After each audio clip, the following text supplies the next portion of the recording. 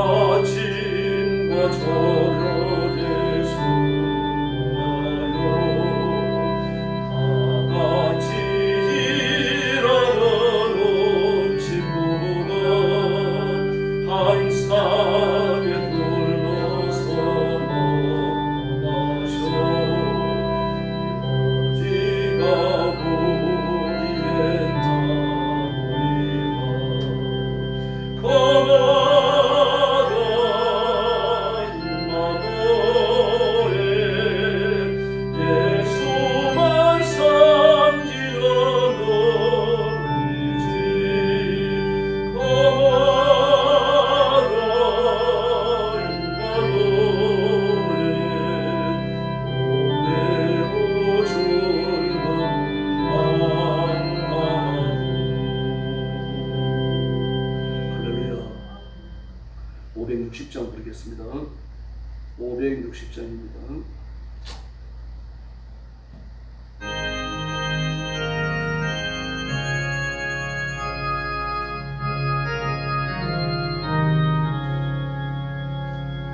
주의 발자취를 따르니 어찌 즐거운 일 아닌가.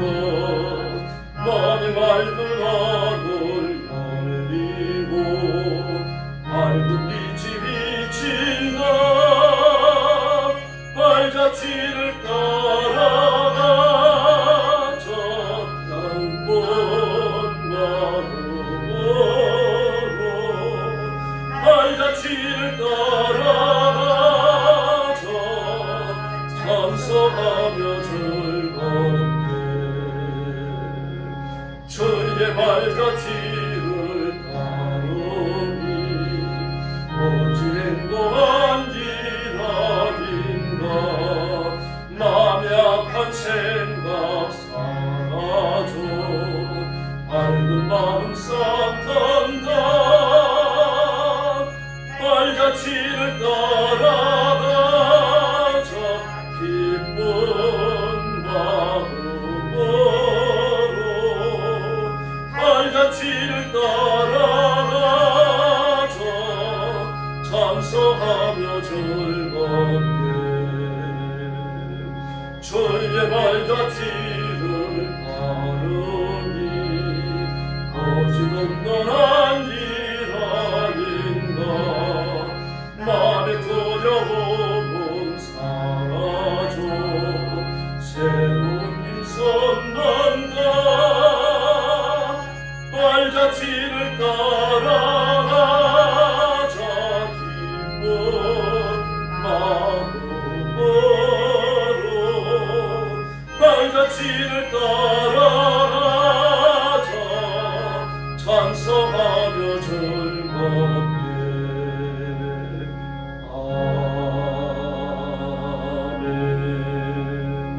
아멘. 신앙 고백하겠습니다. 나는 전능하신 아버지 하나님 천지의 창조주를 믿습니다. 나는 그의 유일하신 아들 우리 주 예수 그리스도를 믿습니다. 그는 성령으로 잉태되어 동정녀 마리아에게서 나시고 본디오 빌라도에게 고난을 받아 십자가에 못 박혀 죽으시고 장사된 지 사흘 만에 죽은 자 가운데서 다시 살아나셨으며 하늘에 오르시어 전능하신 아버지 하나님 우편에 앉아 계시다가 거기로부터 살아있는 자와 죽은 자를 심판하러 오십니다. 나는 성령을 믿으며 거룩한 공교회와 성도의 교제와 죄를 용서받는 것과 몸의 부활과 영생을 믿습니다. 아멘. 사랑의 아버지 감사합니다. 주일 이런 시간에 저희들을 주 앞으로 불러주시고 엎드려 경배하며 찬양하며 하나님 앞에 영광 돌리게 하시니 감사합니다. 이 시간 성령님 능력과 권능으로 임하여 하나님 앞에 엎드린 성도들, 영상으로 예배에 참여하는 성도들을 다 기억하셔서 신령한 예배, 살아있는 예배, 하나님이 받으시는 거룩한 예배를 드리는 귀한 시간이 되게 하여 주시옵소서. 자비하신 주님, 오늘도 하나님의 위로와 은총과 축복을 기다리며 온 세계 선교지에서 사역하는 선교사님들 그리고 사랑하는 주의 종들과 성도들을 기억해 주시고 하늘 문을 여시고 주일의 복을 허락하여 주시옵소서. 예배하는 장소마다 하나님의 은총을 베풀어 주시고 하나님의 위로가 넘치게 하여 주시옵소서. 오늘 아침도 저희들의 말씀을 나누며 하나님의 음성에 귀를 기울입니다. 주의 성령께서 들을 귀를 주시옵소서. 예수님의 이름으로 간절히 기도 올리옵나이다. 아멘. 네, 하나님 말씀 봉독하겠습니다. 예레미야 29장입니다. 예레미야 29장입니다. 1절 말씀부터 제가 먼저 봉독하겠습니다. 선지자 예레미야가 예루살렘에서 이 같은 편지를 느부갓네살이 예루살렘에서 바벨론으로 끌고 간 포로 중 남아있는 장로들과 제사장들과 선지자들과 모든 백성에게 보냈는데 그때는 여고니아 왕과 왕후와 궁중 내시들과 유다와 예루살렘의 보관들과 기능공과 토공들이 예루살렘에서 떠나노라. 유다의 왕 시드기야가 바벨론으로 보내어 바벨론 왕 느부갓네살에게로 가게 한 사만의 아들 엘라사와 힐기야의 아들 그마랴 편으로 말하되 만군의 여호와 이스라엘의 하나님께서 예루살렘에서 바벨론으로 사로잡혀 가게 한 모든 포로에게 이와 같이 말씀하시니라.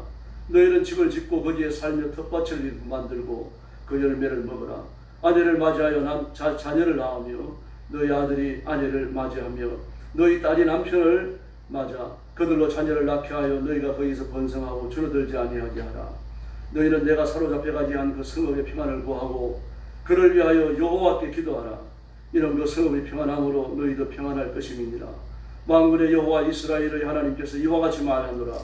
너희 중에 있는 선지자들에게와 점쟁이에게 미혹되지 말며 너희가 꾼 꿈도 고지듣고 믿지 말라.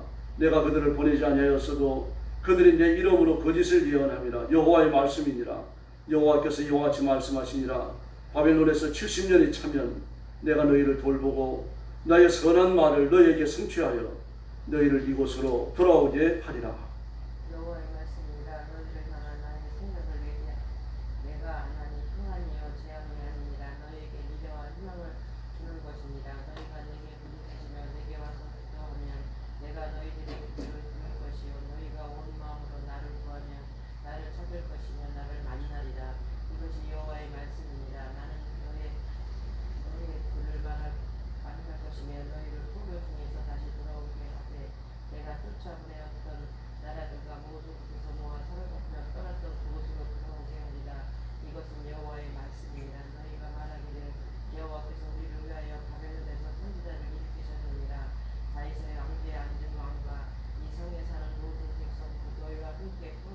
포로되어 가지 아니한 너희 형제와 여호와께서 이와 같이 말씀하셨느니라. 만군의 여호와께서 이와 같이 말씀하시되 보라 내가 칼과 기둥과 전염병을 그들에게 보내어 그들에게 상하여 먹을 수 없는 무엇을 모아가 갖게 하겠고 내가 칼과 기둥과 전염병으로 그들의 길을 따르게 하며 그들은 세계 여러 나라 가운데 흩어 학대를 당하게 할 것이며 내가 그들을 쫓아낸 나라들 가운데에서 저주와 경악과 조소와 수모의 대상이 되게 하리라.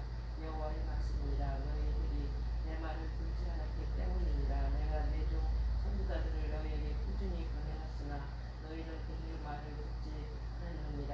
여호와의 말씀이니라. 그런즉 내가 예루살렘에서 바벨론과 너희 모든 포로여 여호와의 말씀을 들을지어다. 만군의 여호와 이스라엘 하나님께서 콜라의 아들 아합과 마아세의 아들 시드기야에게 대하여 이와 같이 말씀하십니다. 그들은 내 이름으로 너에게 거짓을 예언한 자라. 보라 내가 그들에게 바벨론 왕 느부갓네살의 손에 넘기리니 그가 너희 앞에서 그들을 죽일 것이다. 바벨론에 있는 유다의 모든 포로가 그들에게 정신거리로 삼아서 이르기를 여호와께서 너를 바벨론 왕이 불살라 죽인 시드기야와 아합과 함께 하시기를 원하노라 하리니 그는 그들이 이스라엘 중에서 어리석게 행하여 그 이웃의 아내와 간음하며 내가 그들에게 명령하지 아니한 거짓을 내 이름으로 말하니라. 나는 알고 있는 자로서 증인이라. 여호와의 말씀이니라 하시니라.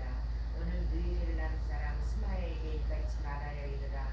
만군의 여호와 이스라엘 하나님께서 이와 같이 말씀하여 이르시되 내가 내 이름으로 예루살렘에 있는 모든 백성과 제사장 마아사의 아들 스파냐와 모든 제사장에게 그를 보내 이르기를 여호와께서 너를 제사장 여호와다를 대신하여 제사장을 삼아 여호와의 성전 감독자로 세우시는 모든 미친 자와 선지자 노릇을 하는 자들은 목에 씌우는 나무 고랑과 목에 씌우던 쇠 고랑을 띄우게 하시면을 이제 내가 어찌하여 너희 중에 선지자 노릇을 하는 아나도 사람 예레미야를 책망하지 아니하느냐.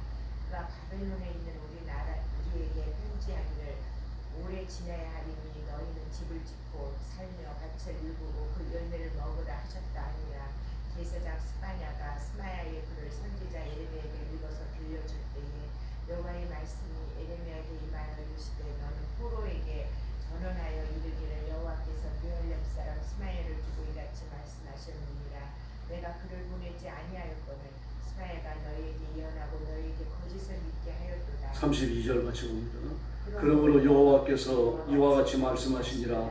보라 내가 느헬람 사람 스마야와 그의 자손을 벌하리니 그가 나 여호와께 패역한 말을 하였기 때문에 이 백성 중에 살아남을 그의 자손이 하나도 없을 것이라. 내가 내 백성에게 행하려 하는 복된 일을 그가 보지 못하리라 하셨느니라. 이것은 여호와의 말씀이니라. 아멘.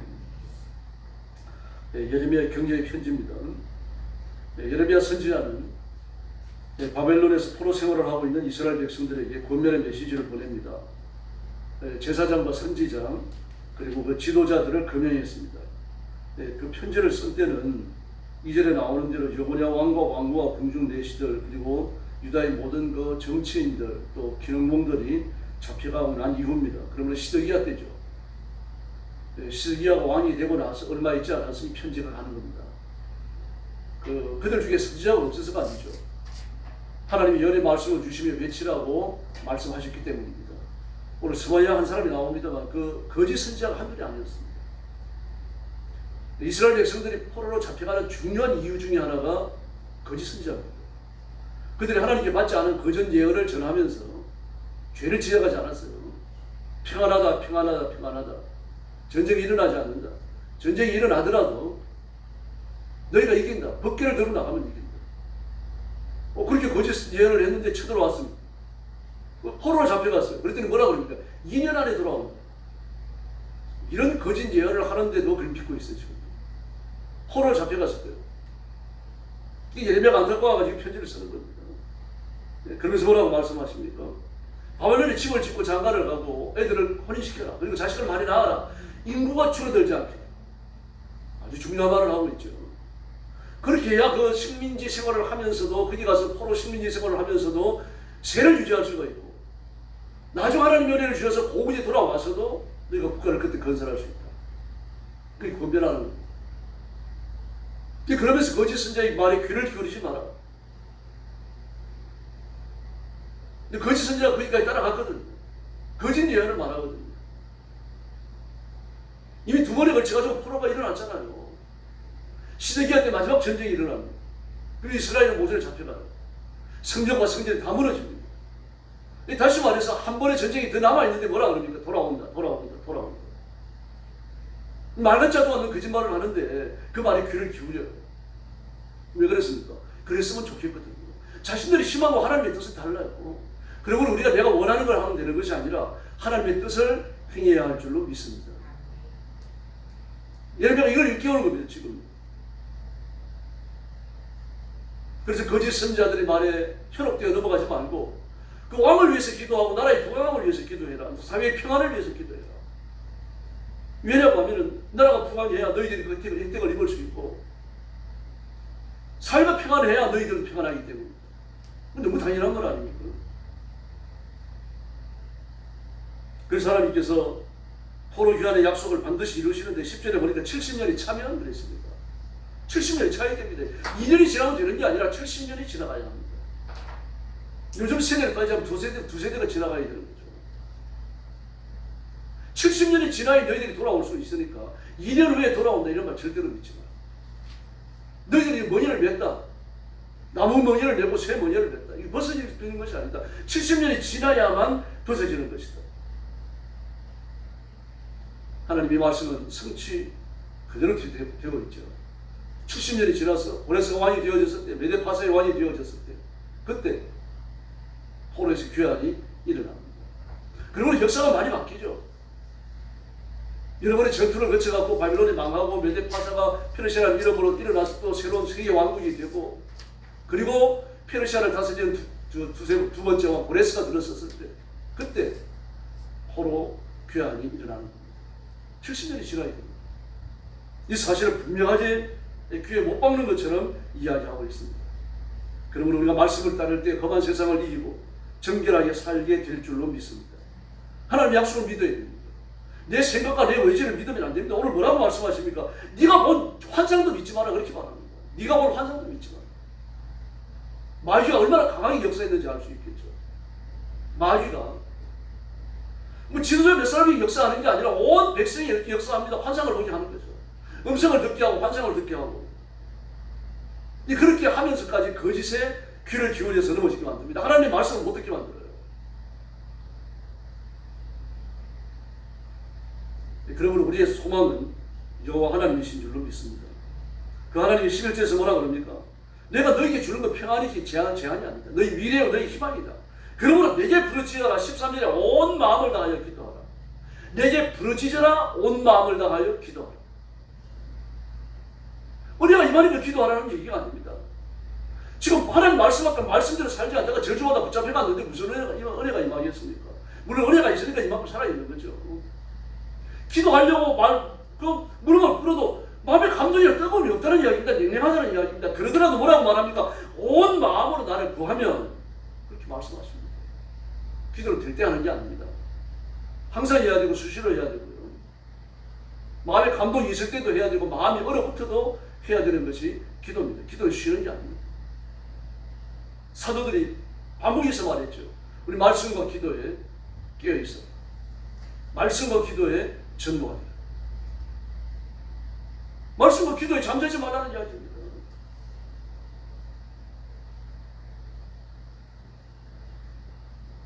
말씀을 읽고 엎드려 기도하면 하나님의 뜻을 깨닫게 되고 주의 성령께서 힘있게 역사합니다. 기도가 안 된다면 성경도 안 읽고 있다는 뜻입니다.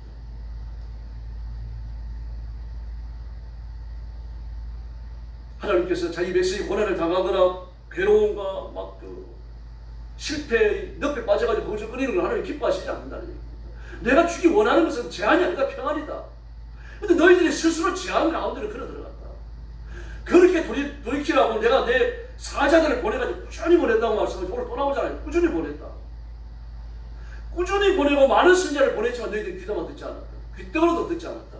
우리가 하는 얘기는 지금 그렇다는 이야기입니다. 그래서 하나님께서 심판을 내리시는 거죠. 거짓 선자의 유혹에 이끌려갖고 말입니다. 가녕 귀를 들어주자, 그런 거 주잖아요. 막 자기가 듣고 싶어하는 말을 들으니까요. 외치니까요. 다시 말씀드립니다만 우리가 듣고 싶은 말을 들어서 안 됩니다. 하나님이 하시는 음성에 귀를 기울여야 할 줄로 믿습니다. 그 거짓 선자 유혹에 빠져가지고 기근과 염려와 재앙, 아주 나쁜 모아가가 되어버린 거죠. 그래서 하나님 그러신 겁니다. 무화과는 꽃도 꽃술도 전부 다 열매 안에 다 있습니다. 열매를 자라지 않고 꽃을 볼 수 없습니다. 나쁜 무화과다. 겉으로 봐서는 괜찮을 수 있다는 이야기입니다. 그러나 자라고 보면 그 속에 다 썩은 거죠. 꽃도 없고 꽃도 썩었고 씨도 썩었고요. 꽃술도 썩었고 다 썩었다는 이야기입니다. 그래서 하나님 버리신다는 얘기입니다. 거짓 선자는 항상 달콤한 유혹을 가지고 다가옵니다. 마귀도 마찬가지입니다. 자신을 광명의 천사로 가정하지요. 아주 자기가 이스라엘 사회를 위하는 것처럼 이스라엘 백성들을 염려하는 것처럼 거짓 선지자 다 그렇지 않습니까? 오늘날도 마찬가지입니다. 온갖 교회의 짐은 자기가 해결하는 것처럼 교회의 염려는 자기가 짊어진 것처럼 말입니다. 교회의 문제를 해결할 것처럼 마귀는 그렇게 사람들을 이용합니다. 그렇게 환상을 주고 그렇게 음성을 준다고 말을 했습니다. 미혹되는 거죠. 그래서 베드로후서 3장 17절을 보니까요. 무법한 자들의 미혹에 이끌려 그렇게 말합니다. 무법한 자들의 미혹에 이끌려. 그 무법한 자들, 미혹을 이끄는 자, 마귀의 그 천사를 가장하고 나타나는 그 마귀의 미혹에 빠진 자, 자기 환상, 자기 마음속에 환상과 음성을 들려주는 마귀에게 미혹에 빠진 자예요. 이들을 뭐라고 말합니까? 무법한 자. 하나님이 주시지 않았다는 이야기입니다. 그런데 미혹이 얼마나 강한지 나오면서 3장 4절을 보니까 열국을 미혹하는 어느 한두 교회, 한두 개인이 아니라 열국을 미혹하는 마귀의 것이 그렇게 강한. 그러나 우리가 예수님의 이름으로 무장하면 영적 전투에서 승리할 줄로 믿습니다. 예레미야가 이 편지를 써가지고 그 백성들을 보냈습니다. 읽게 하라 그랬어요. 장로 앞에서, 제사장 앞에서, 선지자 앞에서 이 말씀을 읽게 하라 그랬어요. 그랬더니 거짓 선지자 볼라의 아들 아합과 마세의 아들 시드기야, 이 둘 다 거짓 선지자입니다. 그들이 하나님 앞에 커다란 죄악을 짓습니다. 하나님이 주지 않은 말씀을 하나님이 주셨다라고 이야기를 하고 있어요. 이웃사람과 행함했어요. 7년을 보냈습니다. 역사와 국가를 도탄에 빠뜨렸어요. 하나님께서 이들을 바벨론 왕의 손에 붙여서 죽일 거라고 말했습니다. 남아있는 거짓 선지자도 다 죽는다고 말했습니다. 이 예언들 그들이 다 죽었어요. 포로로 잡아갔습니다. 왜 포로로 잡아갑니까? 포로로 잡아가는 이유는 나라 발전을 쓰기 위해서 그런 거예요. 그래서 아무나 잡아갑니까? 아니에요. 처음부터 지식 있는 사람들, 엔지니어들, 심지어 토굴까지 잡아갔으면 토굴까지요. 바벨론이 두고서 나라를 발전시키는데 그 엔지니어들을 쓰게 하기 위해 해갖고 그 머리를 쓰게 하기 위해 해가지고 근데 죽여요. 왜 죽입니까? 바로 거짓 선지자가 바벨론에도 해가 됐기 때문입니다.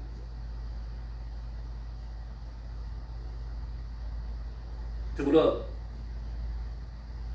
이 정신나간 거짓 선지자들이 편지를 써가지고 예레미야를 대적하고 예레미야를 끌어내리려고 하는 그 편지를 줘가지고 예루살렘으로 보냈습니다. 예레미야한테 읽는 게 아니라 그 남아있는 지도자들에게도 읽어 들리라는 얘기죠. 예레미야를 추출하라는 얘기죠. 쫓아내라는 얘기죠. 그때 하나님께서 당장 신탁을 주십니다. 주시는 신탁이 뭡니까? 그 18절 이하의 말씀입니다.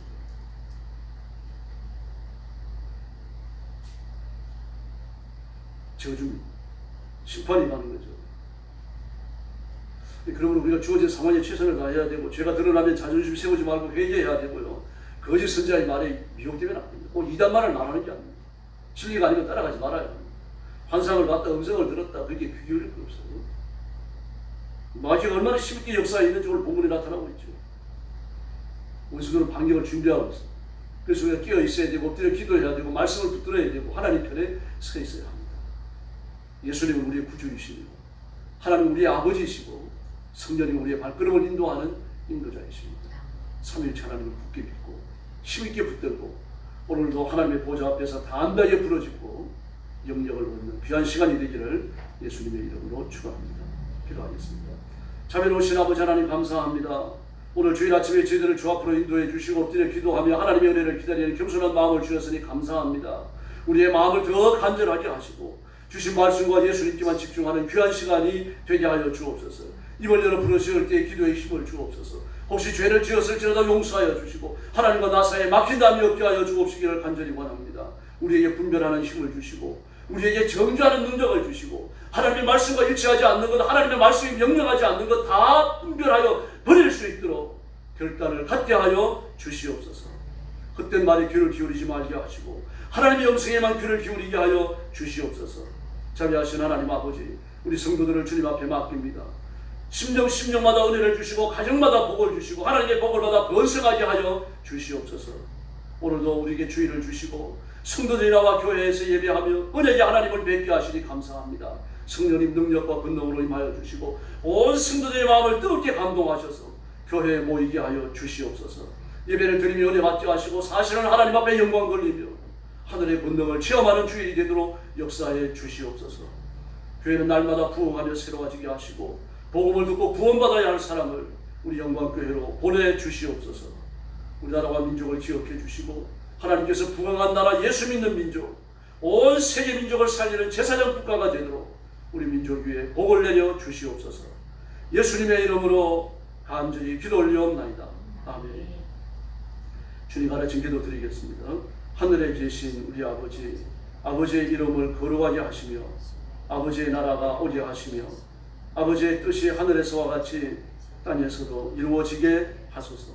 오늘 우리에게 일용할 양식을 주시고 우리가 우리에게 잘못한 사람을 용서하여 준 것 같이 우리 죄를 용서하여 주시고 우리를 시험에 빠지지 않게 하시고 악에서 구하소서.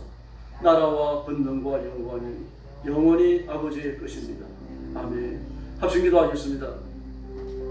자비하신 아버지 하나님 은혜를 감사합니다. 오늘 아침도 주의 손길에 이끌려 주 앞에 나와 엎드렸습니다. 저와 사랑하는 성도들을 기억해 주시고 주의 품에 품으시며 안수하시고 하늘에서 이름을 허락하여 주시옵기를